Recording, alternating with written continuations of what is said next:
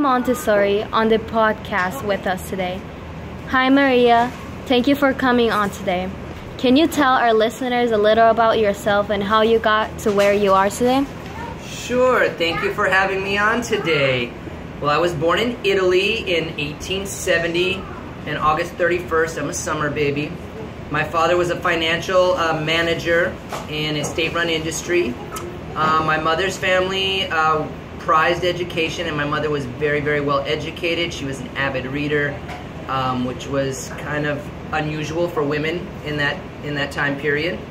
At 13, I entered an all-boys school to become an engineer, but I changed my mind to become a doctor instead. I graduated in 1896 from medical school and became one of the first women physicians in Italy. In 1900, I co-directed a training institute for special education teachers. I experimented with teaching methods just to see which one worked best for the children. And I was really good at it, and it was my passion. In 1907, I opened a child care center, and it became wildly successful, and my methods were acclaimed worldwide in 1910. After that, I dedicated the rest of my life to advancing my child-centered approach to education. Whoa, that sounds like an amazing journey. Did you have any published works or professional contribution along the way? Yes, I opened the first Montessori school, which I said before, in 1907. It was called the Casa dei Bambini, or Children's House. I think it was a huge turning point in my life and led me in the direction where I am today.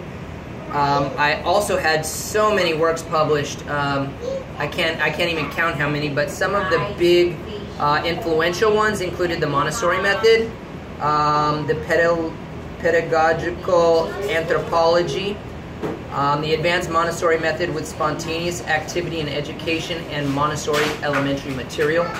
I was also a leading voice in Italy, a feminist voice, in Italy, advocating women's rights and greater opportunities for them. You're a busy lady. Can you tell us the basics to your teaching method? Sure. Basically, there's 5 principles that Montessori educators use today. Number 1 is respect the child and the timing that they have. Number 2 is the absorbent mind. Number 3 are the sensitive periods.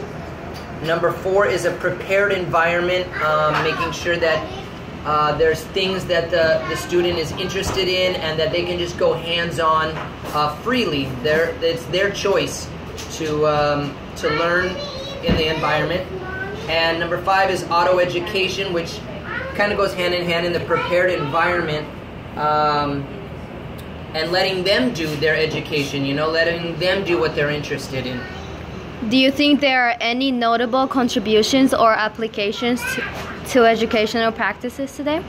Sure. Well, my philosophy can be seen pretty much in every single country of the world now. There are schools solely dedicated to the Montessori method. So I would say international recognition of my model is probably a very notable contribution indeed. You must have had an incredible life so far. Thank you so much for coming on with us today. Thank you for having me.